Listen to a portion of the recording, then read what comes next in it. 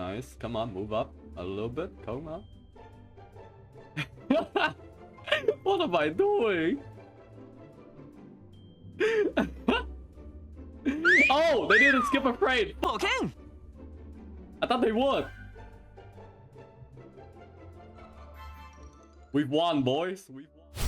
Right, so let's start with the weapon banner first, yeah? So, Favonius Lance has very high base attack on top of the ER passive, so it's nice. Favonius Sword has rather low base attack, but the passive is still there. As for Favonius Codex, it has very high base attack as well. Alley Hunter, I don't know what it does, we'll see. Alright, let's see. Alley Hunter. While the character is equipped with this weapon and not in the field, the damage increases by 2% every second up to 20%. When the character takes the field for more than 4 seconds, the aforementioned damage up is decreased by 4% per second until it reaches 0. But max, it would be 40% more damage. Wow, this is a bow for me. Lamp oil, rope, bombs? You want it? It's yours, my friend, as long as you have enough rubies. So, it's good for official, I assume. But then again, I guess if you're looking to do damage... Yeah. Most of the 5-star bow characters are main DPS anyway. So this weapon, at max refinement, it'll give 27.6% attack and 40% damage modifier. 40% damage modifier is equal to like... It's higher than a full stacked Crimson Witch set, but it applies to all damage dealt, right? Because it's 40% versus 37.5, but it's all damage instead of only pyro, right? You have to stay on the field for more than 4 seconds for the damage decrease buff to lose, right? But it doesn't even, you don't lose all of them. You lose like once, you lose like a stack, right? So this is really nice. When the character is not on the field as well, this is an amazing bow. What the fuck? Okay. I mean, it's a very good bow for endgame meta players, but I don't know how good it is to be... It's better than Stringless, right? Because Stringless main side is Elemental Mastery, and Stringless increase damage of E and Q by 36%, right? This thing gives you a 40% damage mod, which is the same thing, but it also has attack percentage instead of Elemental Mastery, so it's more universal as well. 48? Oh, Stringless is 48? Oh. So this is good for like the meta endgame sub DPS characters that barely stay on the field, right? Right now, I can only think of Fischl and support Ganyu, but in the future, when more and more bow character gets released, this weapon will be very high of value, right? Venti as well, yeah, Venti works. Amber, I guess you can press ult with Amber and swap out, that works. Okay, that bow is nice. Okay. Interesting passive. Right, so for this banner then, it's actually a good banner because you have the Skyward Harp for your main DPS bow character and the Alley Hunter for your sub DPS bow character, right? Lost Prayer is like an odd addition on the banner.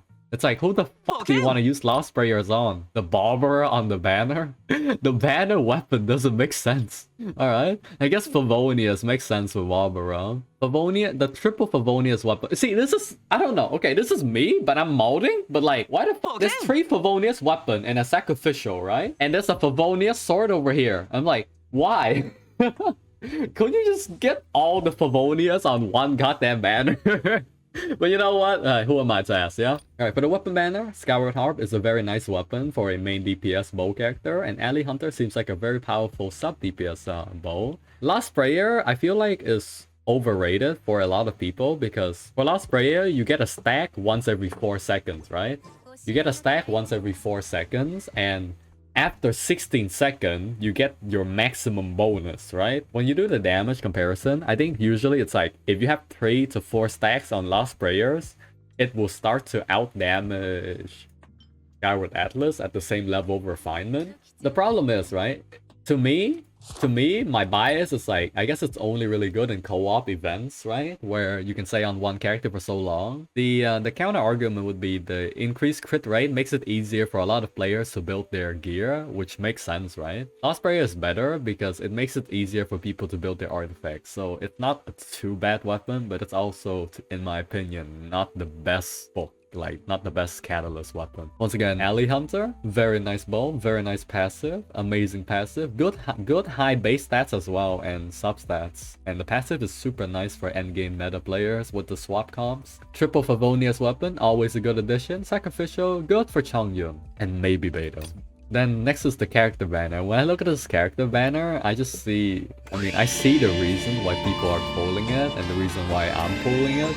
Tartaglia, yeah, it's a very, very decent main DPS character, right? In terms of single target DPS, he doesn't really outshine the other 5 stars of the same ranking. If you hit multiple enemies, like if he's like cleaving down a horde of enemy with the Riptide passive, he then will have the highest DPS. Basically, he has a very high DPS against packs of enemy, but his single target DPS seems kind of compared to the other current 5 stars, right? Fischl is a very good battery electro character, sub DPS. He's also, attractive to a lot of people, Pago, but yes. Fischl and Tartaglia fits in a team by themselves, which is nice. Actually, yeah, okay. They fit in a team by themselves, which is nice. And the double weapon on the banner, the Alley Hunter for Fischl and Skyward Heart for Tartaglia works as well. But ideally, both of them run Skyward Harp, right? But that's whale things. For Barbara, she's a very, very nice introductory healer, where it's like... It's a healer you use as a... That's why it's introductory healer, right? She's good if you're starting out on the game. But the more and more you progress in the game, unless you really enjoy, or really like the design of Barbara, you feel like she falls kind of behind than the other 3 healers of the game. Like, yeah, you'll see in a while, right?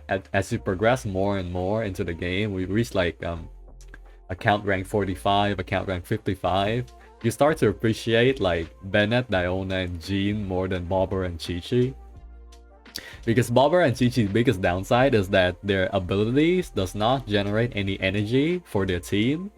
So they are supports character that needs a support or their team to help them get their abilities or in their ult back, right? Which is really awkward as a design compared to the other 3.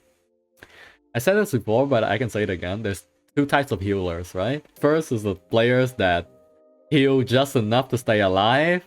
And the second is the players that feel uncomfortable if their characters are not at 100% health. So they play Bobber and Chi-Chi. Later on in the game, Bennett, Diona, and Jean offers better utility because they offer, they help recover your team ults, or they help you do more damage by buffs, or they do high damage themselves like Jean, right? So yeah, Barbara is only a really good introductory healer, and she's been given out so many times for free already. I'm pretty sure most people have her like max constellation. And then, finally, the star of this banner. Bulbasaria. Yep. Rosaria. Okay, yeah, they do say it here. The same, right? Thorny Benevolence Rosaria Cryo will be added to Standard Wish banner on 1.5. This means after 1.4 is finished, she'll appear on Standard banner, Weapon banner, and every single future character banner as well. There are also 2 types of players for Rosaria. Actually, there's one, I'm pretty sure. You pull Rosaria because Rosaria. Or you're so copium that you want to make Rosaria the strongest character in the game. You pull Rosaria, you call yourself a Rosaria main, you crown her, you give her a bunch of good artifacts and weapon, and try to prove people that she's a super powerful main DPS.